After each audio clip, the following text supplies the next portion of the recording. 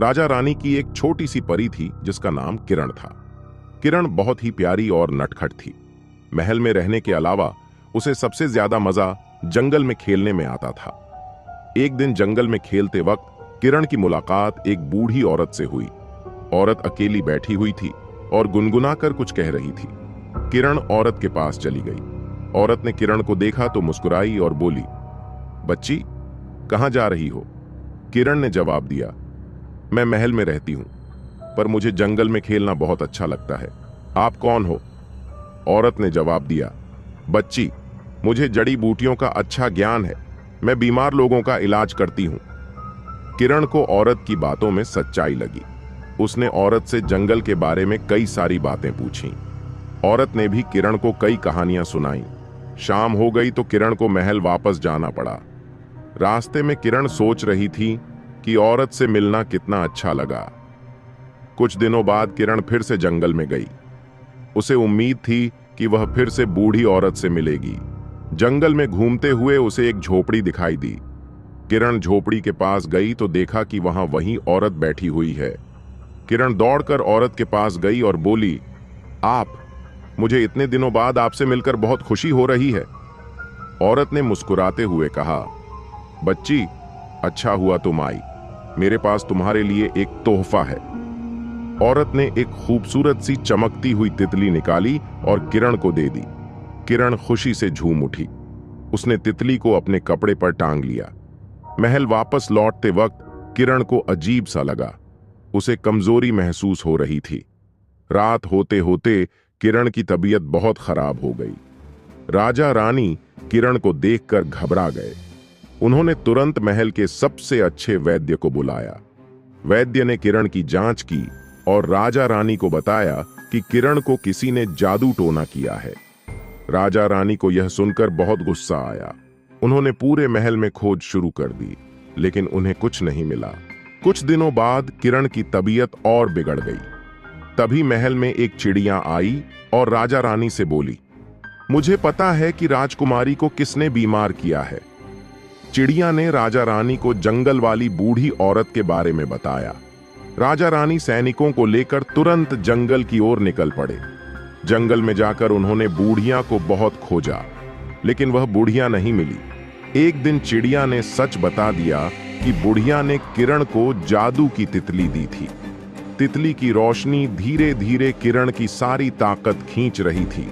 वैद्य ने जल्दी से जड़ी बूटियों का इलाज किया और तितली को किरण के कपड़ों से हटा दिया। धीरे धीरे किरण की तबीयत ठीक होने लगी। राजा रानी बहुत खुश हुए। उन्होंने किरण को जंगल में अकेले ना जाने की हिदायत दी। दोस्तों, कभी भी अनजान लोगों से तोहफा नहीं लेना चाहिए। यह कहानी यहीं तक खत्म नहीं होती है। चलिए देखते हैं आगे क्या होता है। किरण महल में तो वापस आ गई थी, पर जंगल जाने का शौक उसका कम नहीं हुआ था। कुछ समय बाद महल के बाहर एक जादूगर आया। जादूगर ने राजा रानी को बताया कि वो जंगल में छिपे हुए बुरी शक्तियों को खत्म कर सकता है। राजा रानी को लगा कि शायद जादूगर जंगल में छिपी हुई काली शक्तियों को खत्म कर देगा। राजा रानी ने जादूगर को महल में बुला लिया। जादूगर ने राजा रानी को ऐसे ऐसे जादू दिखाए कि वे मंत्रमुग्ध हो गए। जादूगर ने कहा, महाराज, मुझे जंगल जाने के लिए आपके सैनिकों की मदद चाहिए। राजा रानी ने बिना कुछ सोचे समझे जादूगर को सैनिकों का एक दल दे दिया। जादूगर जंगल की तरफ निकल गया। रास्ते में उसने सैनिकों को जंगल से दूर एक खेत में बिठा दिया। जादूगर जल्दी ही महल वापस आ गया और राजा रानी को बताया कि उसने जंगल से बुरी शक्तियों को खत्म कर दिया है। राजा रानी खुश हो गए और जादूगर को इनाम देने लगे। तभी दरबार में हड़कंप मच गया। सैनिकों का दल महल वापस आ गया। उन्होंने बताया कि जंगल में कहीं कोई बुरी शक्तियां नहीं थीं। जादूगर ने उन्हें धोखा दिया है। राजा रानी को समझते देर न लगी कि जादूगर भी उसी औरत की तरह एक धोखेबाज था। उन्होंने सैनिकों को आदेश दिया कि जादूगर को तुरंत पकड़ो, पर जादूगर तो चालाक था। वो महल से भाग चुका था। यह घटना होने के बाद राजा रानी ने फैसला किया कि वो किरण के लिए महल के बगीचे में ही एक छोटा जंगल बनवाएंगे। जंगल में सिर्फ ऐसे पेड़ पौधे लगाए जाएंगे जिनका राजा रानी को भरोसा था।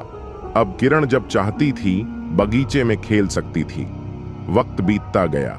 रानी बगीचे की देखभाल खुद किया करती थीं। एक दिन रानी बगीचे में घूम रही थीं कि तभी उन्हें एक अजीब सी चमक दिखाई दी। वो चमक एक फूल से आ रही थी। रानी उस फूल के पास गई। फूल बहुत ही खूबसूरत था, पर रानी ने पहले कभी ऐसा फूल नहीं देखा था। तभी फूल से एक आवाज आई, रानी, मुझे तोड़ लो। रानी चौंक गई। उन्होंने चारों तरफ देखा, लेकिन कोई नहीं था। आवाज फिर आई, रानी, मुझसे मत डरो, मुझे तोड़ लो। मैं तुम्हारी बेटी किरण को बीमार करने वाली औरत को सामने ला सकती हूं। रानी को कुछ समझ नहीं आ रहा था। जादू टोना उन्हें बिल्कुल पसंद नहीं था, पर वो किरण को भी स्वस्थ रखना चाहती थीं। थोड़ी देर सोचने के बाद उन्होंने फूल को तोड़ लिया। फूल के टूटते ही एक परी सी दिखाई दी। रानी ने घबराकर पूछा, तुम कौन हो? परी बोली, रानी, मैं इस फूल की रक्षक हूं। जंगल वाली औरत ने मुझे फूल में कैद कर रखा था ताकि कोई उसे ना ढूंढ सके। आपने मुझे आजाद कर दिया है। रानी ने राहत की सांस ली। उन्होंने परी से पूछा, क्या तुम जानती हो औरत कहां रहती है? परी ने कहा, हां रानी, मैं जानती हूं, लेकिन वो बहुत दूर एक गुफा में रहती है। वहां तक जाना खतरे से भरा है। रानी ने जल्दी से महल के सबसे बहादुर सैनिक को बुलाया और उसे परी के साथ जंगल भेजा। रास्ते में उन्हें कई मुश्किलों का सामना करना पड़ा, पर आखिरकार वो औरत की गुफा तक पहुंच गए। सैनिक ने औरत को पकड़ लिया और महल ले आया। राजा रानी ने औरत को कठोर दंड दिया। तभी से जंगल और राजा रानी के राज्य में कभी भी जादू टोना नहीं हुआ। हालांकि जंगल और राज्य में जादू टोना थम गया था, किरण को जंगल से जुड़ी रहस्यमयी चीजों का आकर्षण कम नहीं हुआ था। एक शाम बगीचे में खेलते वक्त उसे एक चमकीला कंकड़ दिखाई दिया। वो कंकड़ जमीन पर धीमी रोशनी छोड़ रहा था। किरण उसे उठाने के लिए झुकी, तभी परी प्रकट हुई। किरण, उस कंकड़ को मत छुओ। परी चेतावनी देने में थोड़ी देर कर चुकी थी। किरण ने कंकड़ उठा लिया था और अचानक तेज रोशनी से अंधी हो गई। राजा रानी दौड़कर किरण के पास पहुंचे। किरण चीख रही थी, उसे कुछ दिखाई नहीं दे रहा था। रानी ने परी को बुलाया और पूछा, यह सब क्या हुआ? परी ने बताया, यह कोई साधारण कंकड़ नहीं है। इसमें एक बुरी आत्मा कैद है। छूने से वो आजाद हो गई है और उसने किरण की आंखों की रोशनी चुरा ली है। राजा रानी घबरा गए। उन्होंने पूछा, कोई तो उपाय होगा? परी बोला, एक उपाय है। पहाड़ों पर रहने वाले एक अर्षे हैं। उनके पास जड़ी बूटियों का अद्भुत ज्ञान है। शायद वो किरण को ठीक कर सकें।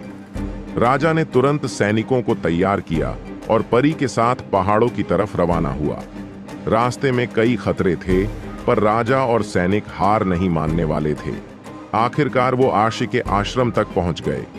आर्षि ने किरण की जांच की और कहा, यह आसान इलाज नहीं है। हमें एक दुर्लभ फूल की जरूरत है जो सूरज निकलने से पहले खिलता है और सूरज निकलते ही मुरझा जाता है। यह पाना बहुत मुश्किल था, पर राजा और सैनिकों ने हार नहीं मानी। वे उस फूल को खोजने निकल पड़े। कई दिनों की मेहनत के बाद उन्हें वो फूल मिल गया। आर्ष ने उस फूल से औषधि बनाई और किरण की आंखों पर लगाई। धीरे धीरे किरण को फिर से दिखाई देने लगा।